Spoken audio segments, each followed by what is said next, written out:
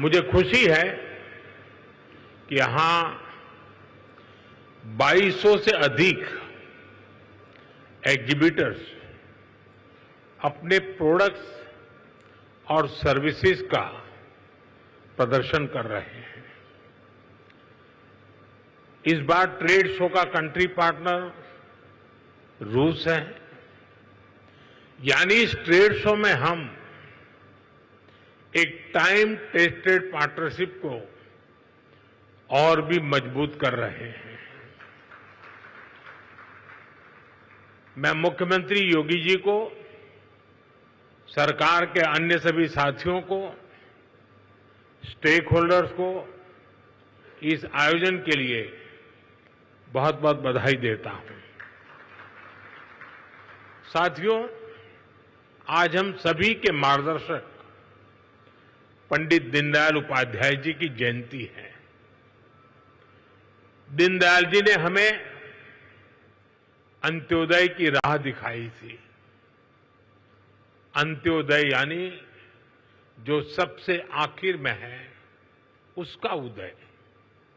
गरीब से गरीब तक विकास पहुंचे और हर भेदभाव समाप्त हो, यही अंत्योदय है।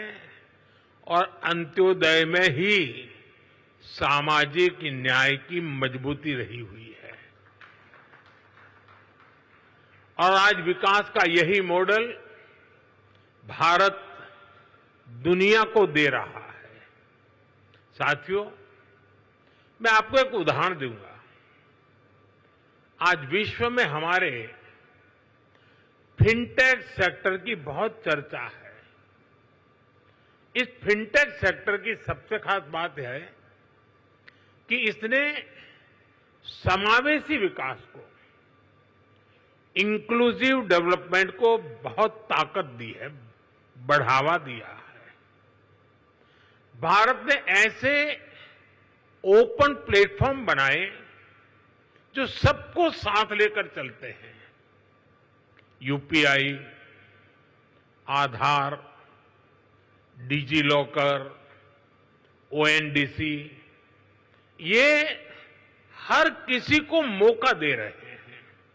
यानी platform for all, progress for all. आज भारत में इसका असर हर जगह दिखाई देता है।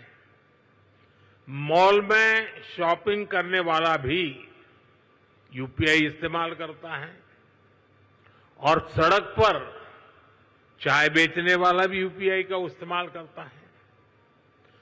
फॉर्मल क्रेडिट जो कभी सिर्फ बड़ी कंपनियों को मिलता था, वही अब पीएम स्वनिधि से रेहड़ी ठेले वालों तक पहुंचता है। साथियों, ऐसे ही गवर्नमेंट ई मार्केटप्लेस यानी जैम है। एक समय था, अब सरकार को कोई सामान बेचना और बड़े प्लेयर्स के बस की बात, उन्हीं के कब्जे में था एक प्रकार से। लेकिन आज जैम पोर्टल से करीब 25 लाख सेलर्स और सर्विस प्रोवाइडर्स उससे जुड़े हुए हैं और सरकार को सप्लाई का काम कर रहे हैं। ये छोटे छोटे ट्रेडर्स हैं, उद्यमी हैं, दुकानदार हैं, जो भारत सरकार की जरूरत के हिसाब से वो सीधे अपना सामान भारत सरकार को बेच रहे हैं और भारत सरकार खरीद रही है।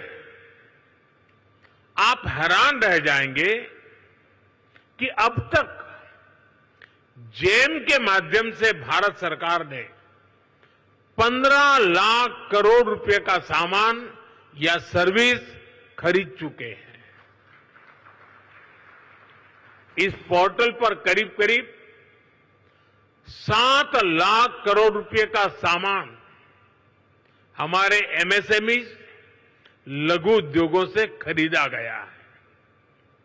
पहले की सरकारों में ये सोचना भी असंभव था लेकिन आज देश के दूर सुदूर कोने में जो छोटा सा दुकानदार है, वो भी जेम पोर्टल पर अपना सामान बेच रहा है। और यही तो सच्चे अर्थ में अंत्योदय है, यही विकास का आधार है। साथियों, आज भारत 2047 तक विकसित होने के लक्ष्य की ओर आगे बढ़ रहा है। दुनिया में हो रही डिसरप्शन और अनसर्टेनिटी के बावजूद भारत की ग्रोथ आकर्षक है। डिसरप्शन हमें भटकाते नहीं, लेकिन हम उस परिस्थिति में से नई डायरेक्शन खोजते हैं, नई डायरेक्शन का मौका ढूंढते हैं। इसलिए इन डिसरप्शन के बीच आज भारत आने वाले दशकों की नींव मजबूत कर रहा है। और इसमें भी हमारा संकल्प है, हमारा मंत्र है, आत्मनिर्भर भारत। दूसरों पर निर्भर होने से ज्यादा व्यवस्था कोई और हो ही नहीं सकती। बदलती हुई दुनिया में जो देश जितना ज्यादा दूसरों पर निर्भर रहेगा, उसकी ग्रोथ उतनी ही कॉम्प्रोमाइज रहने वाली है। और इसलिए भारत जैसे देश को किसी पर निर्भर रहना अब मंजूर नहीं है। इसलिए भारत को आत्मनिर्भर बनाना ही होगा। हर वो प्रोडक्ट जो हम भारत में बना सकते हैं, वो हमें भारत में ही बनाना है। आज यहां मेरे सामने इतनी बड़ी संख्या में उद्यमी हैं, ट्रेडर्स हैं, एंटरप्रेन्योर्स हैं। आप इस आत्मनिर्भर भारत अभियान के बहुत बड़े स्टेक होल्डर्स हैं। मेरा आज आपसे आग्रह है, अपना बिजनेस मॉडल ऐसा बनाइए जो आत्मनिर्भर भारत को मजबूती देता हो। साथियों, आप सभी जानते हैं, आज सरकार मेक इन इंडिया पर, मैन्युफैक्चरिंग पर कितना बल दे रही है। हम चिप से शिप तक भारत में बनाना चाहते हैं। और इसलिए आपकी ईज ऑफ डूइंग बिजनेस के लिए हम लगातार काम कर रहे हैं।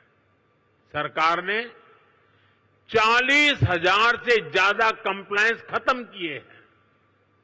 व्यापार कारोबार में होने वाली जिन छोटी छोटी गलतियों पर आपके खिलाफ केस होता था, ऐसे सैकड़ों नियम उनको सरकार ने डीक्रिमिनलाइज कर चुकी है। सरकार आपके साथ कंधे से कंधा मिलाकर चल रही है। लेकिन साथियों, मेरी कुछ अपेक्षाएं भी हैं जो मैं जरूर आपके साथ शेयर करूंगा। आप जो भी मैन्युफैक्चर कर रहे हैं, वो बेस्ट क्वालिटी का होना चाहिए, उत्तम से उत्तम होना चाहिए।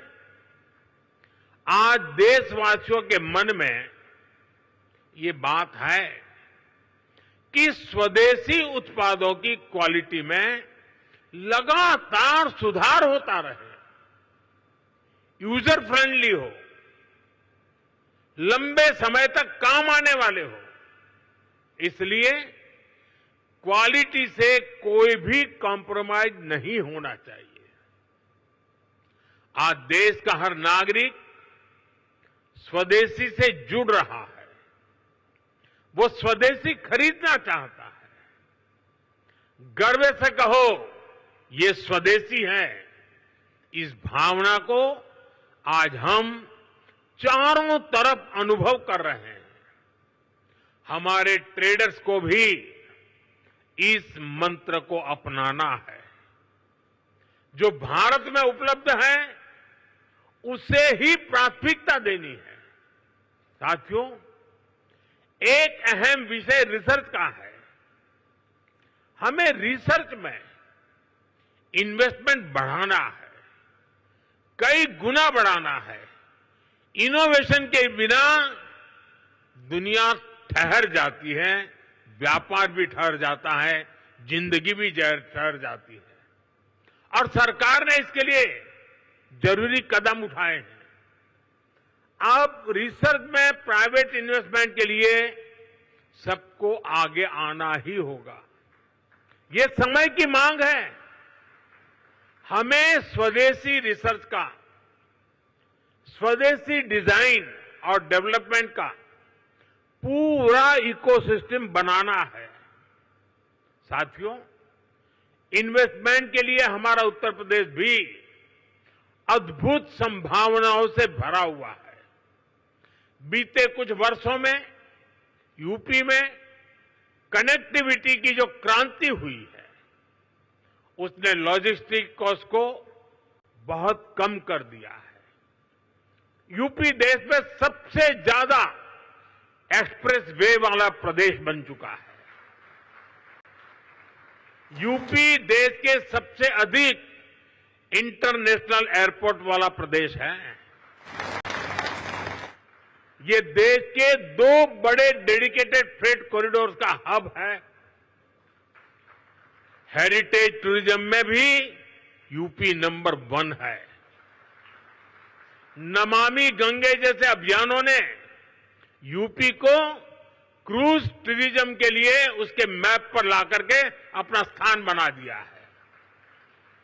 वन डिस्ट्रिक्ट वन प्रोडक्ट ने यूपी के अनेकों जिलों के प्रोडक्ट को इंटरनेशनल मार्केट में पहुंचा दिया है। और मुझे तो विदेशी मेहमानों से मिलना होता है, तो आजकल मुझे कोई क्या देना है बहुत ज्यादा सोचना नहीं पड़ता है। ये वन डिस्ट्रिक्ट वन प्रोडक्ट का कैटलॉग हमारी टीम देख लेती है, बस उसी दुनिया भर के देश के लोगों को मैं दे देता हूं। साथियों, मैन्युफैक्चरिंग में भी यूपी नए रिकॉर्ड बना रहा है। अब जैसे इलेक्ट्रॉनिक्स और मोबाइल मैन्युफैक्चरिंग का सेक्टर है, बीते दशक में भारत इसमें दुनिया का दूसरा सबसे बड़ा प्रोड्यूसर बना है। और इसमें यूपी का रोल बहुत बड़ा है। आज पूरे भारत में जितने मोबाइल फोन बनते हैं, उसमें से लगभग 55% मोबाइल यहां उत्तर प्रदेश में बनते हैं। यूपी अब सेमीकंडक्टर सेक्टर में भी भारत की आत्मनिर्भरता को मजबूती देगा। यहां से कुछ किलोमीटर दूर ही एक बड़ी सेमीकंडक्टर फैसिलिटी पर काम शुरू होने वाला है। साथियों, एक और उदाहरण डिफेंस सेक्टर का है। हमारी सेनाएं स्वदेशी चाहती हैं, दूसरों पर निर्भरता को कम करना चाहती हैं। इसलिए भारत में ही हम एक वाइब्रेंट डिफेंस सेक्टर डेवलप कर रहे हैं। पुर्जे पुर्जे पर मेड इन इंडिया की छाप हो, हम ऐसा इकोसिस्टम बना रहे हैं। और यूपी इसमें भी बड़ी भूमिका निभा रहा है। बहुत जल्द रूस के सहयोग से बनी फैक्ट्री से AK-203 राइफल का उत्पादन शुरू होने जा रहा है। यूपी में एक डिफेंस कॉरिडोर का भी निर्माण हो रहा है, जिसमें ब्रह्मोस मिसाइल समेत अनेक अस्त्र शस्त्र का निर्माण शुरू भी हो चुका है। मैं आप सभी का आह्वान करूंगा, यूपी में इन्वेस्ट करिए, यूपी में मैन्युफैक्चर करिए।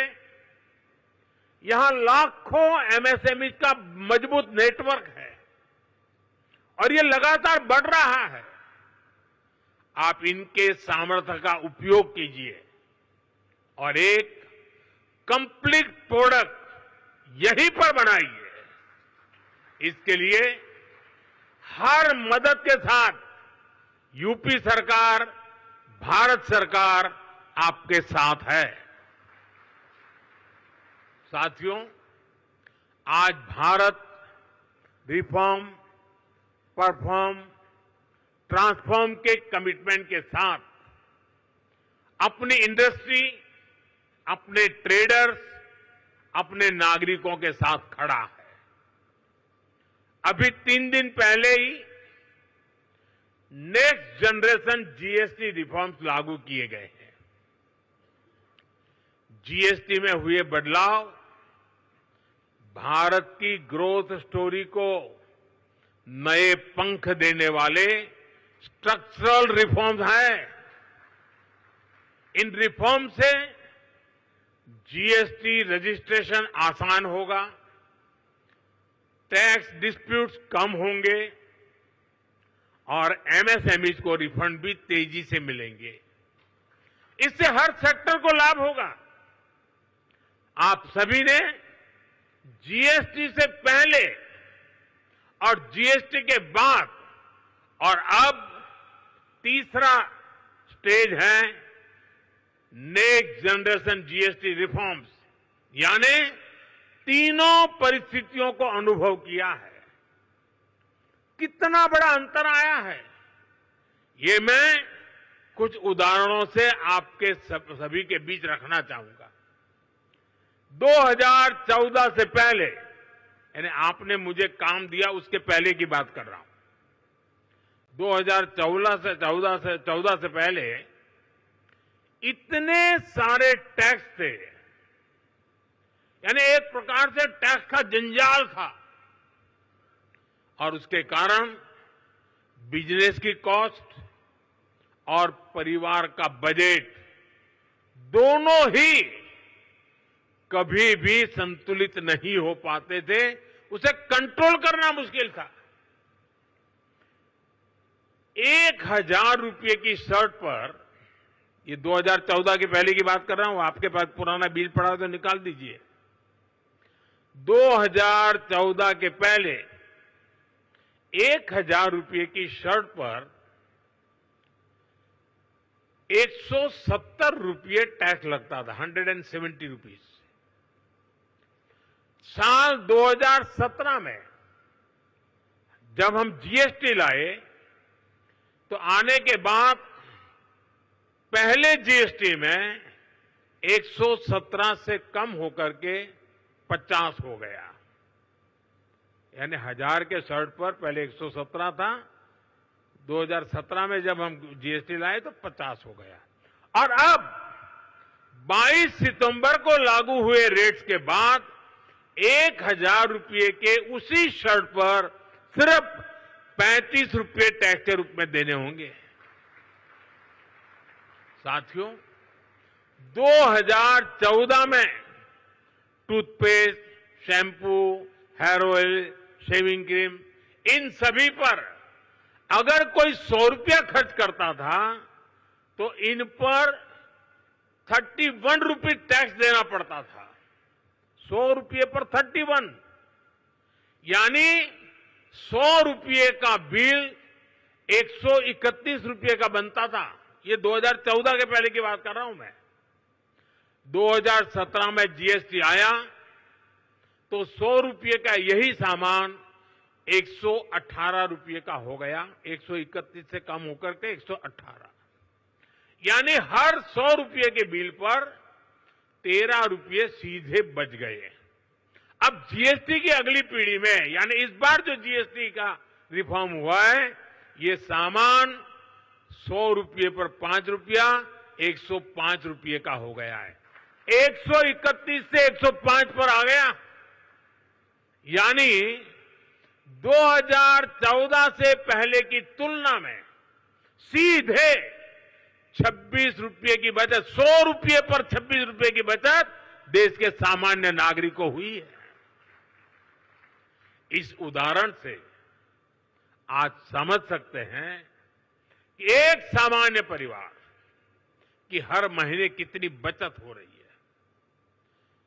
अगर कोई परिवार अपने परिवार में जो भी आवश्यकता होती है साल भर का हिसाब लगा ले, और मान लीजिए 2014 में अगर एक साल में वो 1 लाख रुपए की चीजें खरीदता था, अगर 1 लाख रुपए के आसपास उसने 2014 के पहले कुछ खरीद किया होगा, तो उसे उस समय करीब 25,000 रुपया टैक्स देना पड़ता था। अगर साल भर में 1 लाख रुपया की चीजें उसने खरीदी तो 25,000 रुपया टैक्स था 2014 के पहले, मेरे आने से पहले। ये बयान बहादुर लोग आजकल बयान करते हैं ना, जरा उनको सुनाइए।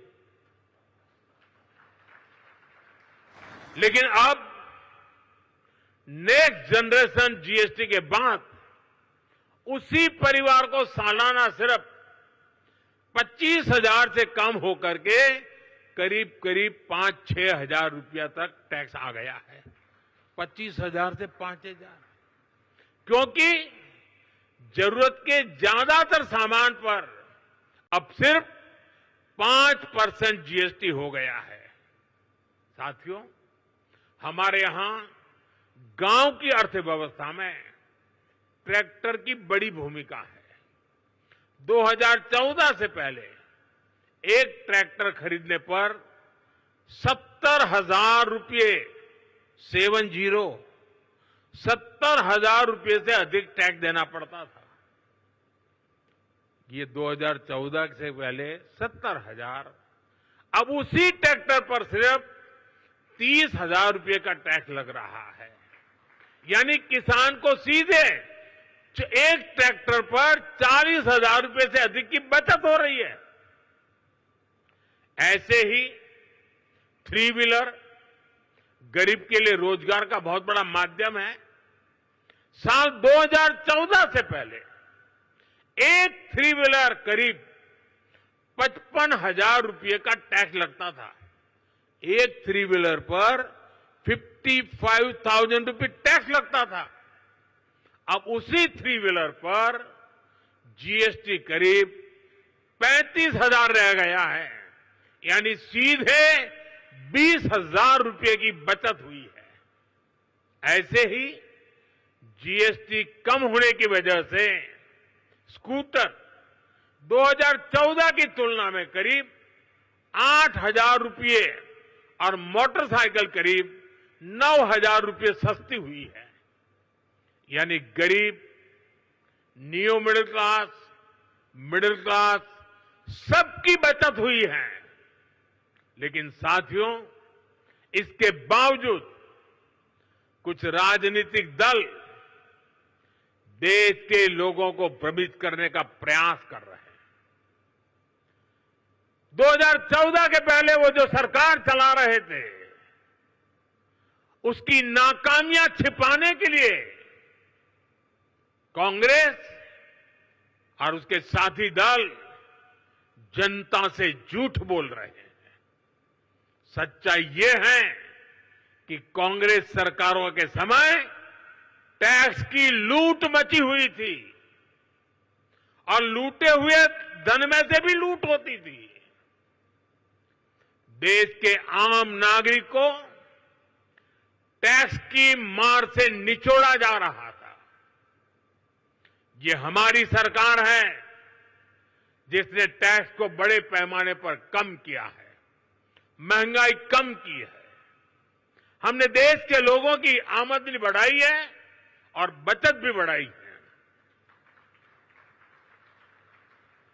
जब 2014 में उनकी सरकार थी, 2 लाख रुपए तक इनकम टैक्स माफ था, 2 लाख रुपए सिर्फ। आज 12 लाख रुपए की इनकम को टैक्स फ्री करना और नए जीएसटी रिफॉर्म से ही इस साल देश के लोगों को 2.5 लाख करोड़ रुपए बचने जा रहे हैं। देशवासियों की जेब में 2.5 लाख करोड़ रुपया बचेगा और इसलिए तो देश आज गर्व के साथ जीएसटी उत्सव मना रहा है, जीएसटी बचत उत्सव मना रहा है। और मैं आपको बताना चाहता हूं, हम यहीं नहीं रुकने वाले। 2017 में हम जीएसटी लाए, आर्थिक मजबूती का काम किया और 2025 में फिर से लाए, फिर आर्थिक मजबूती करेंगे और जैसे जैसे आर्थिक मजबूती होगी टैक्स का बोझ कम होता जाएगा।